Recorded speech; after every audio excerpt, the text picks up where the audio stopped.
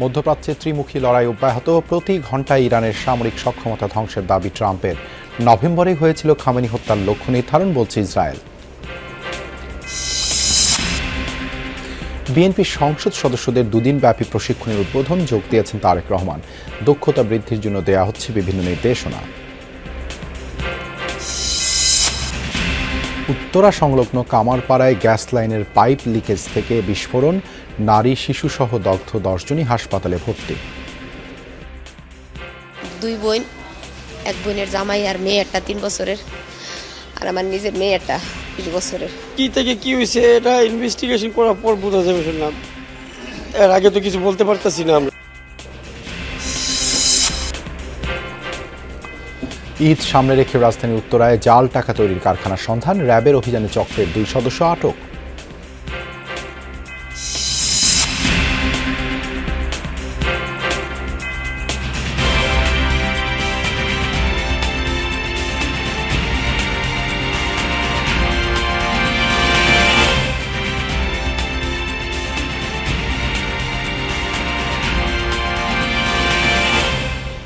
আমন্ত্রণ যমুনা নিউজে আপনাদের সঙ্গে আছি আমি দেবাশিস রঞ্জন সরকার। এতক্ষণ শিরোনাম দেখছিলেন। ইরানে চালানো যুক্তরাষ্ট্র ইসরায়েলের যৌথ অভিযান গড়ালো 1 সপ্তাহে। গেল 72 ঘণ্টায় দেশটির কমপক্ষে 200 স্থানে হামলা চালিয়েছে ট্রাম্প প্রশাসন। B-2 বোমারু বিমান দিয়ে ফেলা হয়েছে ডজন খানেক বাংকার বাস্টার বোমা। ধ্বংস করা হয় 30টি ইরানি নৌযানসহ বহু ভূগর্ভস্থ ব্যালিস্টিক মিসাইল লঞ্চার। তেহরানের আজাদি স্পোর্টস কমপ্লেক্সে চালানো হয় বিমান হামলা। ব্যাপকভাবে ক্ষতিগ্রস্ত হয় স্টেডিয়ামটি। এছাড়া B-52 বোমারু বিমান দিয়ে IRGCর একাধিক কমান্ড কন্ট্রোল সেন্টার ও ঘাঁটিতে বোমা ফেলা হয়। টার্গেট করা হয় একাধিক হ্যাঙ্গার ও আকাশযান। সানান্দাজ ও ইরানের একাধিক শহরে পাওয়া গেছে বিস্ফোরণের খবর। চলমান যুদ্ধে ইরানে 1200-র বেশি মানুষ প্রাণ হারিয়েছেন, রাজধানী ছেড়েছেন লাখের বেশি বাসিন্দা।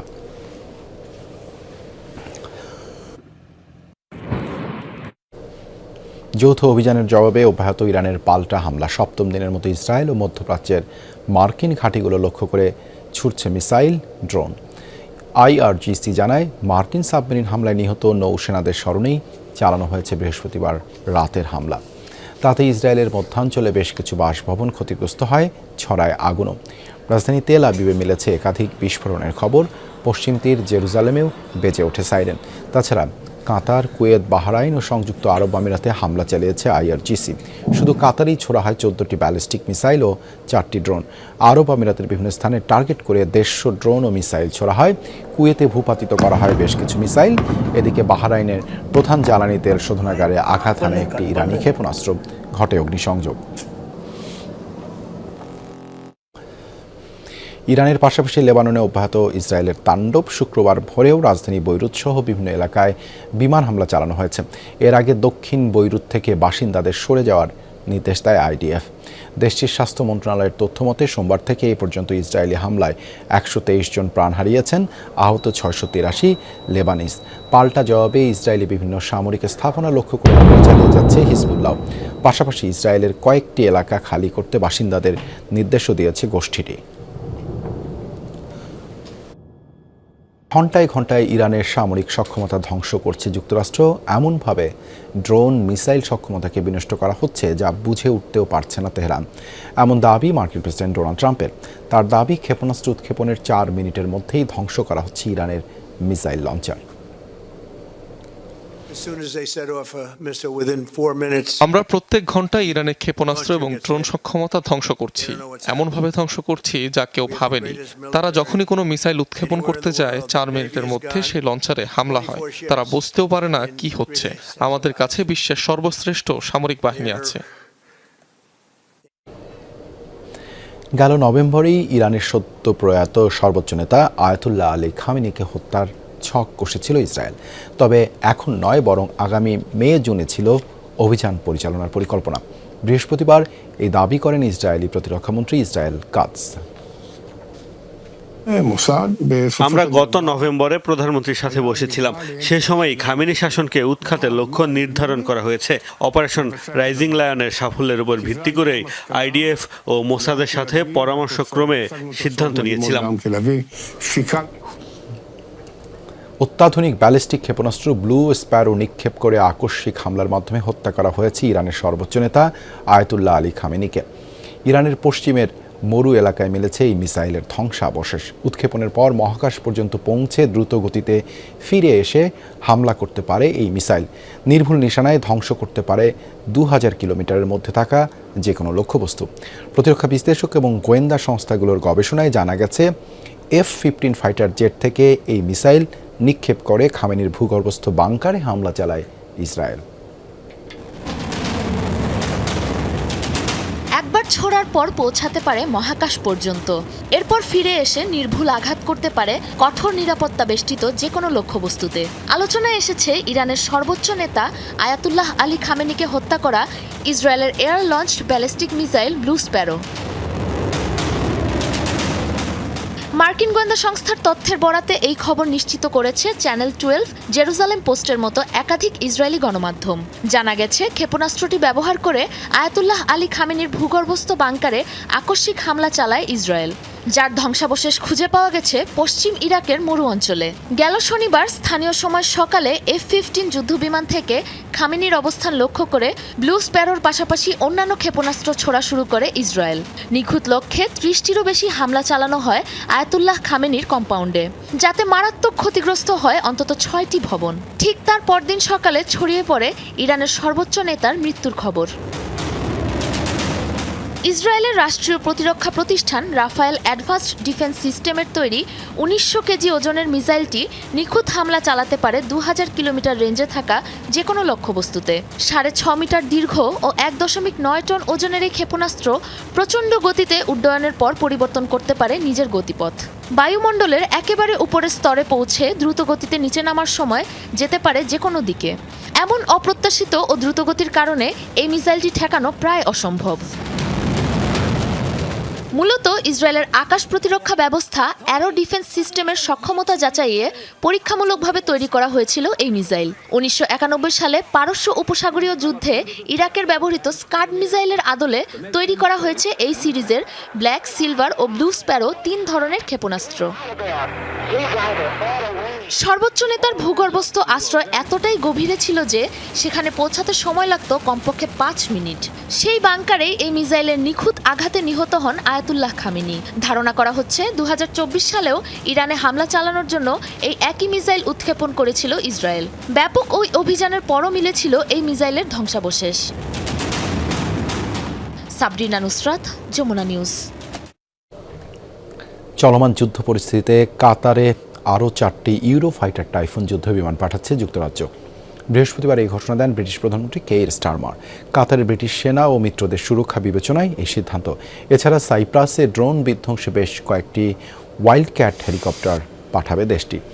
কদিন আগেই সাইপ্রাসের ব্রিটিশ ঘাঁটিতে আঘাত হানে ইরানের একটি ড্রোন। প্রতিরক্ষা বিবেচনায় এরপর থেকেই সামরিক সরঞ্জাম পাঠাচ্ছে যুক্তরাজ্য। জাতীয় পাট দিবস 2026 উপলক্ষে ওসমানী স্মৃতি মিলনায়তনে আয়োজিত অনুষ্ঠানে বক্তব্য রাখছেন রাষ্ট্রপতি মোহাম্মদ শাহাবুদ্দিন। সরাসরি যুক্ত হচ্ছে সেখানে। ক্ষতিকর পলিথিন ব্যাগ পরিহার করুন, সাশ্রয়ী মূল্যের পাটের ব্যাগ ও পরিবেশ বান্ধব পণ্য ব্যবহার করুন। মনে রাখবেন, আপনারা আপনাদের ভোটে নির্বাচিত সরকার সর্বদা আপনাদের পাশেই আছে। সোনালী আঁশের ঐতিহ্যকে ধারণ করে পরিবেশ বান্ধব, টেকসই, উন্নত ও স্বনির্ভর বাংলাদেশ গড়ে তুলব। জাতীয় পাট দিবসে এটি হোক আমাদের অঙ্গীকার। আমাদের বিশ্বাস, বর্তমান জনবান্ধব সরকারের হাত ধরে পাট খাতের সোনালী দিন ফিরে আসবে। সৃষ্টি হবে নতুন নতুন কর্মসংস্থান, ঘটবে জনগণের ভাগ্য উন্নয়ন। বাংলাদেশ হবে বিশ্বে সোনালী প্রাকৃতিক তন্তুর এক অনন্য নেতৃত্বদানকারী দেশ। প্রিয় সুধীবৃন্দ, আধুনিক প্রযুক্তির ব্যবহার করে পাট ও পাটজাত পণ্যের উৎপাদন বৃদ্ধি, নতুন উদ্ভাবন, বৈচিত্র্য সৃষ্টি, সরকারি বিনিয়োগে উৎপাদন উৎসাহ প্রদান, উচ্চ মূল্য সংযোজন, শিল্পের আধুনিকীকরণ, ডিজিটাল মার্কেটিং, দেশে বিদেশে বাজার সৃষ্টি ও সম্প্রসারণ, পাট চাষি, শ্রমিক, উৎপাদক, শিল্পোদ্যোক্তা, রপ্তানিকারক ও নীতি নির্ধারকগণ সহ সংশ্লিষ্ট সকল সরকারি বেসরকারি অংশীজনকে যথাযথ ভূমিকা রাখার জন্য আমি উদাত্ত আহ্বান জানাচ্ছি। আসুন আমরা সবাই মিলে পাট খাতের সার্বিক উন্নয়ন ও সমৃদ্ধিতে আরও ঐক্যবদ্ধভাবে কাজ করি। বিএনপি দলীয় সংসদ সদস্যদের দুদিন ব্যাপী প্রশিক্ষণ শুরু হয়েছে। সকালের সেশনে উপদেষ্টা, মন্ত্রী, প্রতিমন্ত্রীদের বিভিন্ন বিষয়ে নির্দেশনা দেওয়া হচ্ছে। এ বিষয়ে জানাতে বিএনপি চেয়ারম্যানের গুলশান কার্যালয় থেকে যুক্ত হচ্ছেন সহকর্মী আরিফুর রহমান সবুজ। সবুজ, প্রশিক্ষণের বিষয়ে বিস্তারিত জানাবেন। দেবাশিস, প্রশিক্ষণটি কিছুক্ষণ আগে শুরু হচ্ছে। প্রধানমন্ত্রী তারেক রহমান তিনি 10:30টার দিকে এখানে গুলশান কার্যালয়ে এসে পৌঁছান এবং তিনি আসার পরপরই আজকে সকালের যে সেশনটি, সকালের সেশনটি মূলত যারা উপদেষ্টা অর্থাৎ প্রধানমন্ত্রীর যারা উপদেষ্টা এবং মন্ত্রী, প্রতিমন্ত্রী তাদের এই সেশনটিতে যে প্রশিক্ষণ অর্থাৎ তাদের আচরণ কি হবে সংসদে, সেই বিষয়গুলো নিয়েই মূলত এই 2 দিনের যে কর্মশালাটির আয়োজন করা হয়েছে সেই কর্মশালাটি। এবং এই কর্মশালাটিতে মূলত যারা প্রশিক্ষক হিসাবে রয়েছেন, আমরা যতটুকু জানতে পেরেছি বিভিন্ন একাডেমিশিয়ান, যারা আমলা রয়েছেন, যারা সংসদ বিষয়ে অভিজ্ঞ বা বিশেষজ্ঞ, তারা মূলত এই প্রশিক্ষণ দিবেন এবং মূলত আচরণ কি হতে পারে সেই বিষয়গুলো নিয়ে। যেহেতু আপনি জানেন এইবার যে ত্রয়োদশ সংসদ নির্বাচন অনুষ্ঠিত হয়েছে, এই সংসদে মূলত বিএনপির যারা নির্বাচিত হয়েছেন তাদের অর্থাৎ 209টি এখন পর্যন্ত শপথ নিয়েছেন 209 জন সংসদ সদস্য। এই 209 জনের মধ্যে মোস্ট অফ অর্থাৎ 2/3 বলা যায় একেবারে প্রথমবারের মতো সংসদ সদস্য নির্বাচিত হয়েছেন এবং মন্ত্রী, প্রতিমন্ত্রী যারা রয়েছেন তাদের মধ্যেও একেবারে প্রথমবার নির্বাচিত হয়েছেন, প্রথমবার নির্বাচিত হয়ে মন্ত্রী, প্রতিমন্ত্রী হয়েছেন, এরকমও অনেকেই রয়েছে। সেক্ষেত্রে সংসদীয় আচরণ কি হতে পারে, কেমন আচরণ করা উচিত, আইনগুলো কি কি রয়েছে, এই সব বিষয়ে মূলত ধারণা দিতে এই প্রশিক্ষণ কর্মশালাটি আয়োজন করা হচ্ছে। বিকালের সেশনে মূলত এমপিদের 3টি বিভাগের এমপিদের প্রশিক্ষণ দেওয়া হবে এবং আগামীকালকে বাকিদের। ধন্যবাদ সবুজ যুক্ত হবার জন্য। রাজধানী উত্তরা সংলগ্ন কামারপাড়ায় একটি বাসায় বিস্ফোরণের ঘটনা ঘটেছে। এতে নারী ও শিশু সহ দগ্ধ হয়েছেন 10 জন। তাদের হাসপাতালে ভর্তি করা হয়েছে। শুক্রবার ভোরে এই ঘটনা ঘটে। দগ্ধদের মধ্যে একই পরিবারের 3 জন করে 2 পরিবারের 6 জন রয়েছেন। তাদের মধ্যে 3 বছর বয়সী রোজা নামের এক শিশুও রয়েছেন। এছাড়াও সোনিয়া আক্তার নামের একজনের দেহের 100% পুড়ে গেছে বলে জানিয়েছে বার্ন ইনস্টিটিউট। আগুন লাগার পর তাদের সবাইকেই উদ্ধার করে হাসপাতালে নেওয়া হয়। বর্তমানে জাতীয় বার্ন ইনস্টিটিউটে ভর্তি রয়েছেন সবাই। 2 বোন, এক বোনের জামাই আর মেয়ে একটা 3 বছরের, আর আমার নিজের মেয়ে একটা 20 বছরের। আমার ভাই একটা, ভাই এলো 2টা, 9 জন। কি থেকে কি হয়েছে এটা ইনভেস্টিগেশন করার পর বোঝা যাবে শুনলাম। এর আগে তো কিছু বলতে পারতেছি না আমরা। এখন আল্লাহর উপরে ভরসা রেখে এখানে দাঁড়া হয়েছি, কিন্তু অবস্থা কিছুতেই ভালো না। আরও জানাতে রাজধানী উত্তরের কামারপাড়া থেকে যুক্ত হচ্ছেন সহকর্মী রিয়াজ রাহান। রিয়াজ, কিভাবে বিস্ফোরণের এই ঘটনা ঘটলো সে সম্পর্কে বিস্তারিত কিছু কি জানতে পেরেছেন? দেবাশিস, এটি আসলে বিস্ফোরণটি রহস্যজনক। কারণ সকাল থেকে আমরা বা ভোর রাত থেকে আমরা যেটি জানতে পেরেছি বা জেনেছিলাম গ্যাস লিকেজ থেকে বিস্ফোরণটি ঘটতে পারে, কিন্তু আসলে এই যে ঘটনাস্থলে এসে এখানকার যারা রয়েছেন তাদের সাথে কথা বলে যেটি জানা গেছে, আসলে গ্যাসের লাইনে কোনো সমস্যা ছিল না বা গ্যাসের লাইনে কোনো বিস্ফোরিত হয়নি। পাশাপাশি এই যে বাসাটি রয়েছে সেই বাসায় কোনো সিলিন্ডারও তারা ব্যবহার করেন না। তো তারা নিচে মাটির চুলা রয়েছে, সেই মাটির চুলা রান্না করেন। আর সেই কারণে আসলে বলা খুব কঠিন বা এখন পর্যন্ত স্পষ্ট করে বলার সুযোগ নেই যে কীভাবে বিস্ফোরণটি ঘটেছে। আপনারা নিশ্চয়ই দেখতে পাচ্ছেন যে পুরো দেয়াল, অর্থাৎ এই যে কক্ষটি রয়েছে সেই কক্ষের পুরো এক পাশ ছাড়া পুরো বাকি দুপাশ রয়েছে, যে দুপাশের পুরো দেয়ালটি ভেঙে গেছে। শুধু এই দেয়ালটি নয়, আশপাশের যে ভবনগুলো ছিল সেই ভবনগুলোতেও ব্যাপকভাবে ক্ষতিগ্রস্ত হয়েছে এবং তাদের যে থাই গ্লাসগুলো থেকে শুরু করে জানালা দরজা ক্ষতিগ্রস্ত হয়েছে। পাশাপাশি যে পাশের যে কক্ষটি রয়েছে, আমরা যে পাশের কক্ষটি একটু দেখা যায়, এই পাশের কক্ষটি একই অবস্থা, অর্থাৎ তার পাশের যে দেয়ালটি রয়েছে সেই দেয়ালটি পুরোপুরি বিধ্বস্ত হয়েছে এবং পুরোপুরি ভেঙে গেছে এবং আশপাশের যে আসবাবপত্রগুলো ছিল কক্ষের সবগুলো তছনছ হয়েছে। পাশের যে ভবনটি দেখতে পাচ্ছেন সেই ভবনটিরও দেয়ালটি ভেঙে পড়েছে।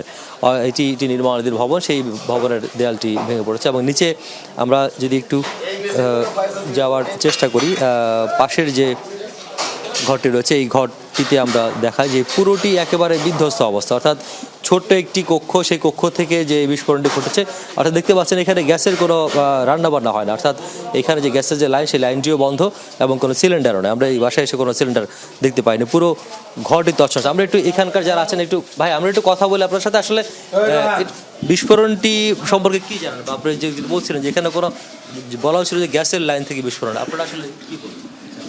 আমি বলতে চাচ্ছি যে যেহেতু গ্যাসের লাইন থেকে বিস্ফোরণ হয়েছে, আপনারা দেখেছেন ইতিমধ্যে যে সামনে তো চুলা আছে, ওই জায়গাও আগুন ধরতে পারতো, আশেপাশে আগুন ধরতে পারতো, কিন্তু ডিস্ট্রয়টা যেটা হয়েছে মানে যে জায়গায় বিস্ফোরিত হয়েছে ওটা হলো একটা রুমে আপনারা দেখেছেন বা কাভারেজন করেছেন, তো এটা রুমের মধ্যে।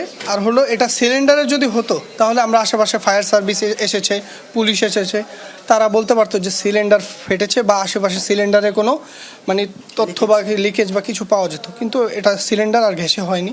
এটা কি কিসের মাধ্যমে হয়েছে, কি বিদ্যুতের মাধ্যমেও হয়নি, এটা কিসের মাধ্যমে হয়েছে এটা হলো আমরা এখনও আইডেন্টিফাই করতে পারিনি। সো আমরা মানে শুয়েছিলাম বা ঘুমিয়েছিলাম, এরকম টাইমে একটা বিস্ফোরণ হয়। আমরা দ্রুত এদিকে আসি, এসে মানে যারা মানে আগুনে হয়ে গেছে, পুড়েছে, তাদের আমরা রেস্কিউ করি, এরপরে হলো নিয়ে যাই, এরপর হলো এই অবস্থায় আপনারা এসে দেখলেন। ধন্যবাদ। দেবাশিস শুনছিলেন যে এখানকার যারা আছেন তারা বলছেন যেটি আসলে গ্যাস থেকে হয়নি, তবে ঘর বিস্ফোরণটি এখন পর্যন্ত রহস্যজনক। হয়তো ফায়ার সার্ভিস বা সিআইডি ধন্যবাদ আপনাকে যুক্ত হবার জন্য। ঈদ উল ফিতরকে সামনে রেখে রাজধানীর উত্তরায় সন্ধান মেলেছে জাল টাকা তৈরির কারখানা। গতকাল রাতে র্যাব 3-এর অভিযানে আটক হয়েছে চক্রের 2 সদস্য, যারা মূলত শিক্ষার্থী। ঈদ উল ফিতরকে সামনে রেখে রাজধানীর উত্তরা 5 নম্বর সেক্টরের একটি ফ্ল্যাটে এসব জাল নোট ছাপাচ্ছিল। ফেনী থেকে পড়াশোনা করতে ঢাকায় আসা এই দুজনই উত্তরার মাইলস্টোন স্কুল অ্যান্ড কলেজ থেকে সদ্য উচ্চ মাধ্যমিক সম্পন্ন করেছে। জাল নোট ছাপানোর পাশাপাশি বিদেশি উচ্চশিক্ষার জন্য প্রস্তুতি নিচ্ছিল বলে দাবি তাদের। র্যাব বলছে আসন্ন ঈদ উল ফিতরকে কেন্দ্র করে জাল টাকার বাণিজ্য করতেই সক্রিয় হয় আটককৃত দুজন। তাদের কাছ থেকে জব্দ করা হয়েছে 26 লাখ জাল টাকার নোট। নির্বাচিত সরকারের প্রথম পাক্ষিকে আইন শৃঙ্খলা পরিস্থিতির খুব একটা দৃশ্যমান উন্নতি হয়নি। খুন, ধর্ষণ আর চাঁদাবাজি ছিল গেল 2 সপ্তাহের সবচেয়ে আলোচিত ইস্যু। যদিও সরকারের দায়িত্বশীলদের দাবি পুরোপুরি না হলেও সন্তোষজনক উন্নতি হয়েছে আইন শৃঙ্খলার। পরিস্থিতি উন্নয়নে বাহিনীগুলোকে পুনর্গঠন সহ নানা পদক্ষেপের কথা জানান দায়িত্বপ্রাপ্ত মন্ত্রীরা। রিয়াজ রাহানের রিপোর্ট।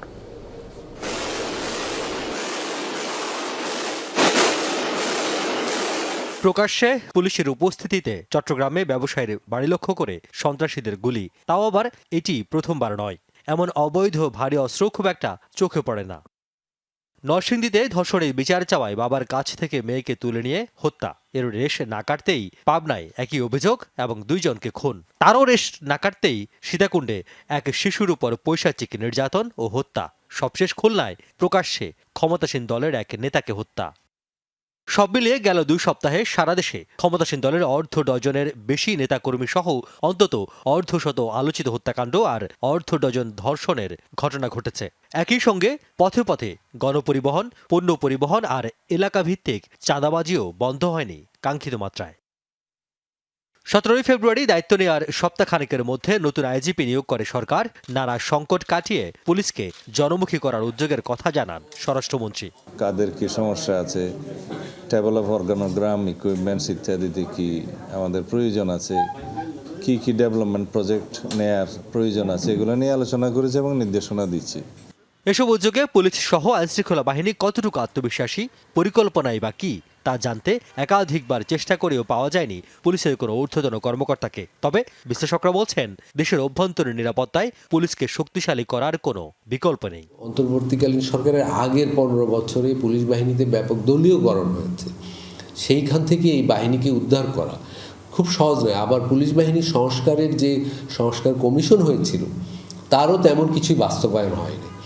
বিএনপি বলেছে যে তারা এই বাহিনীর সংস্কার করবে, সেটাও কতদূর করবে এবং কতদিন লাগবে সেটা এখনো অনিশ্চিত হয়ে আছে।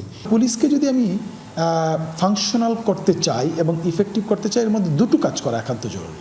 একটা হচ্ছে পুলিশের একটা মানে স্বাধীনভাবে কাজ করতে দেয়া, এবং সেই স্বাধীনভাবে কাজ করতে দিলেই হবে না, স্বাধীনভাবে কাজ করতে দিতে গিয়ে যারা প্রফেশনালি সাউন্ড এবং যারা স্কিলফুল এবং যাদের সত্যিকার অর্থে প্রফেশনালিজম আছে, পেশাদারিত্বের সহিত কাজ করতে পারে, তাদেরকে গুরুত্ব দেওয়া এবং প্রমোটেড করা, এটা এক নম্বর কাজ। আর সাথে হচ্ছে সে যেন ওই আইনের ঊর্ধ্বে উঠতে না পারে, তাকে অ্যাকাউন্টেবিলিটির মধ্যে রাখা। বিশ্লেষকরা বলছেন, রাষ্ট্রীয় বাহিনী যদি আগের মতোই ক্ষমতাসীনদের আজ্ঞাবহ বাহিনীর মতো আচরণ করে, তবে এর নেতিবাচক প্রভাব পড়বে সরকারের উপর। রুল অফ ল বাস্তবায়ন করার জন্য সব ইনস্ট্রুমেন্ট আছে, কিন্তু আমাদের নাই শুধু সদিচ্ছাটা। তো আমার মনে হয় যে সরকার যদি মনে করে যে আমি সদিচ্ছাটাকে এখন আমি প্রকাশিত করব এবং আমি বাস্তবায়ন করব, এটা একেবারে টপ ডাউন অ্যাপ্রোচ। পুলিশকে চাইতে হবে যে আমি অটোনমি চাই এবং সাথে আমি অ্যাকাউন্টেবিলিটি চাই এবং আমি পেশাদারিত্বের সহিত আমি কাজ করতে চাই। এবার পুলিশকেও চাইতে হবে, জনগণ সবসময় চায়, আর চায় না কে তাহলে সরকার। সরকার অটোমেটিক্যালি না চাইলে সরকারের লসটা যে কীভাবে লং টার্মে হয় আমরা দেখেছি যে পুলিশ স্টেট দিয়ে কখন রাষ্ট্র পরিচালনা করে কোনো সরকার আজ পর্যন্ত পরবর্তী নির্বাচনে তার সুফল বয়ে আনতে পারে না। এর মধ্যে পুলিশ সার্ভিস অ্যাসোসিয়েশনের পুরনো পোশাকে ফিরে যাওয়ার দাবি দেশে আলোচনার খোরাক জুগিয়েছে, যদিও এ নিয়ে হ্যাঁ না কিছুই বলেনি সরকার। রিয়াজ রায়হান, যমুনা নিউজ, ঢাকা। জামালপুরে স্ত্রীকে হত্যার পর মরদেহ আগুনে পোড়ানোর চেষ্টার অভিযোগে স্বামীকে আটক করেছে পুলিশ। গত রাতে শহরের দড়িপাড়া এলাকায় এই ঘটনা ঘটে। স্বজনরা জানায় 15 বছর আগে হোসেন তাইফুর ও তাহমিনা আক্তার তানিয়ার বিয়ে হয়। তাদের 2 সন্তান রয়েছে। তাইফুর সুপ্রিম কোর্টের আইনজীবী। পুলিশ জানায় তাইফুর তাহমিনা দম্পতির মধ্যে পারিবারিক কলহ চলছিল। এর জের ধরে গত রাতে স্ত্রীকে হত্যা করে তাইফুর। পরে বিছানায় মরদেহ রেখে পুড়িয়ে ফেলার চেষ্টা করে। প্রতিবেশীরা আগুন দেখে ফায়ার সার্ভিসে খবর দেয়। পরে ফায়ার সার্ভিস গিয়ে আগুন নেভায়। মরদেহ দেখতে পেয়ে খবর দেয়া হয় পুলিশে। আটক করা হয় তাইফুরকে। এই ঘটনার সময় তাইফুর তাহমিনা দম্পতির 2 সন্তান নানা বাড়িতে ছিল বলেও জানায় পুলিশ। নওগাঁর আত্রায় স্ত্রী সন্তানকে হত্যার পর আত্মহত্যা করেছে এক কৃষক। গত রাতে উপজেলার বলরাম চক চৌধুরীপাড়া গ্রামে এই ঘটনা ঘটে। পুলিশ জানায় স্ত্রী বৃষ্টি রানী সরকারের সাথে পারিবারিক বিষয় নিয়ে ঝগড়া হয় রাজ সরকারের। এক পর্যায়ে প্রথমে স্ত্রী এবং পরে কন্যা সন্তানকে ছুরিকাঘাত করে রাজ। পরে আত্মহননের উদ্দেশ্যে নিজের গলাতেও আঘাত করে। এ সময় প্রতিবেশীরা বাড়ি থেকে তাদের উদ্ধার করে উপজেলা স্বাস্থ্য কমপ্লেক্সে নেয়। তবে পথেই মারা যান রাজ সরকার। অবস্থা গুরুতর হয় বৃষ্টি ও তার সন্তানকে রাজশাহী মেডিকেলে পাঠানো হয়। চিকিৎসাধীন অবস্থায় সেখানেই প্রাণ হারায় তারা। নেশা করতো পারিবারিকভাবে স্বামী স্ত্রী এবং বাপ মা সবার সাথেই ওর মানে নেশা বনিবনা হতো না। সবসময় একটু মাথা মানসিক সমস্যা ছিল। এই কারণে কালকে ওই পরিবারের মধ্যে সবার একটু ঝগড়াঝাটি হচ্ছে। রাত্রে ঘরের ভিতরে ঢুকে ঢিল দিয়ে স্বামী স্ত্রী এবং মেয়েকে স্টেপ করছে, নিজের গলায় স্টেপ করছে। দক্ষিণ সিটি কর্পোরেশনের একটি সড়ক নির্মাণে অনিয়মের কারণে ক্ষতিগ্রস্ত হচ্ছে বাসাবোর একটি পরিবার। নিচু এলাকায় পানির উপরে বাঁশের খুঁটিতে তৈরি তাদের একটি ঘর প্রায় তলিয়ে গেছে। বিষয়টি নিয়ে আলোচনা শুরু হলে যথাযথ প্রক্রিয়ায় সড়ক নির্মাণের কথা জানিয়েছে দক্ষিণ সিটি অঞ্চল 7-এর কর্মকর্তারা। এছাড়া পরিবারটিকে ক্ষতিপূরণও দেবে ঠিকাদার। বাঁশের খুঁটিতে গড়ে তোলা তাহেরা আক্তারের ঘরটি তলিয়ে যাচ্ছে খালের পানিতে। পাশাপাশি একই পদ্ধতিতে গড়ে তোলা অন্য ঘরটিও ধসে যেতে পারে যে কোনো সময়। রাজধানীর বাসাবোর কালীবাড়ি মন্দির সড়ক লাগোয়া এই নিচু এলাকা মনাখার ঝিল নামে পরিচিত। ঝিল ঘেঁষে গড়ে উঠেছে বড় ভবন, আর খালের একাংশে বাঁশের খুঁটিতে তাহেরাদের ঘর। মাঝখানে চলাচলের জন্য 100 মিটার লম্বা একটি সড়কের কাজ শুরু করেছে দক্ষিণ সিটি কর্পোরেশন। সেই সড়ক তৈরি করতে গিয়েই বিপত্তি। মাটি ফেলানো শুরু হয়েছে, যে বড় বড় টাকগুলো ঢুকাইছে। তখনও আমি বারবার অভিযোগ জানাইছি যে আপনারা টাকটি ঢুকাই না, ঘরটা ঢুলতেছে, সমস্যা হবে, আপনারা একটু টাক ঢুকাই না, আপনারা মাটিটা ফালাইলে আমাদের কোনো সমস্যা নেই, কিন্তু এইভাবে ফালাই না, টাকটা ঢুকাই না। ওনারা ওনাদের মতন করে ফালাচ্ছে। পরে দিয়ে একটু পরে 2 মিনিট পরে ঘরটা ঢুলে পড়ে গেছে।